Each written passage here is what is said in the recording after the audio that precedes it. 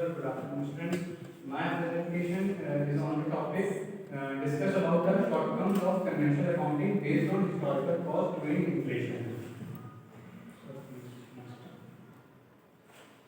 Now, what is historical cost accounting? Historical cost accounting is the traditional method of accounting where assets and liabilities were recorded at the original cost at time of acquisition.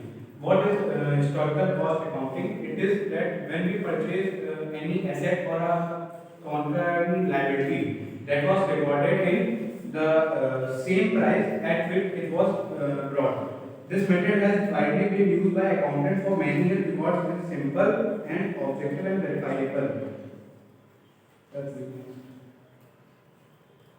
Now here are some short tweaks which were there in historical cost accounting, so that we have to change to a new accounting system. The first was inaccurate asset valuation. Historical cost accounting does not take into account the effect of inflation on the value of assets. As a result, the financial statements may not reflect the true economic value of the asset, which leads to misinterpretation of company's financial position.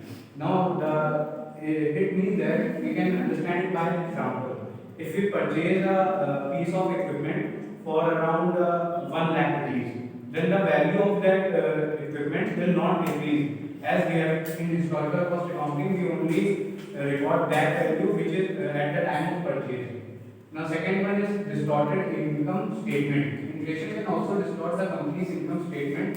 For example, when the cost of goods sold is calculated using historical cost accounting, it may not reflect the true cost of production due to effects of inflation.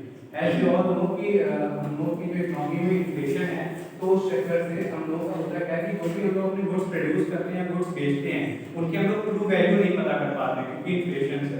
और उस time पे जब historical cost accounting चलती थी तो उसमें inflation की value हम लोग रिकॉर्ड नहीं कर पाते थे।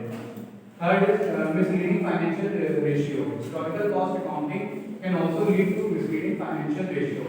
For example, the debt to equity ratio may be distorted, the value of asset is understated due to inflation. अच्छा, हम जो जैसे फाइनेंशियल रेशियो निकालते हैं अपनी फर्म की कैपेबिलिटी या उनकी इफेक्टिवनेस को जानने के लिए, तो जैसे एक रेशियो है डेट टू इक्विटी रेशियो, और अगर हमारे पास जो हमारे एसेट्स हैं उनकी अगर ट्रू वैल्यू या फेयर वैल्यू नहीं होगी हम लोगों के पास, तो वो हम लोगों का मिसलीड करेगा उन स्टेटमेंट्स को, उसमें जो वैल्यू निकलेगी वो गलत निकलेगी। Fourth is ignoring replacement cost. This the historical cost method does not account for the cost of replacing assets. As a result, it can be difficult for a company to define whether it will replace an asset or continue to use it. Suppose for example, if we have an asset and हम उस asset को use कर रहे हैं और अगर हम लोग inflation के साथ साथ उसकी cost को कम नहीं कर पा रहे हैं या जो depreciation charge वाला वो नहीं कर रहे हैं, तो हम लोगों को ये पता ही नहीं चलेगा कि जो हमारा asset है वो हम लोग के लिए इफेक्टिव है कि नहीं है, हम लोग को नया एसेट लेना चाहिए कि नहीं लेना चाहिए। The lack of relevance. Historical cost accounting may not be relevant to users of financial statement who are interested in current value of assets and liabilities. जो हमारे यहाँ जो हमारे अकाउंट्स होते हैं उसमें जो लोग इंटरेस्टेड होते हैं लाइक इन्वेस्टर्स या any outsider which are interested in our accounts, तो उनको हमारी कंपनी की ट्रू वैल्यू नहीं पता चल पाएगी क्योंकि जो हमारे एसेट्स और लायबिलिटीज हैं वो हम लोगों ने हिस्टोरिकल कॉस्ट अकाउंटिंग के बेस पे पुराने ही वैल्यूज पे सब रिकॉर्ड करे हैं। So conclusion of this is that the use of historical cost accounting can have several shortcomings when it comes to accounting for inflation.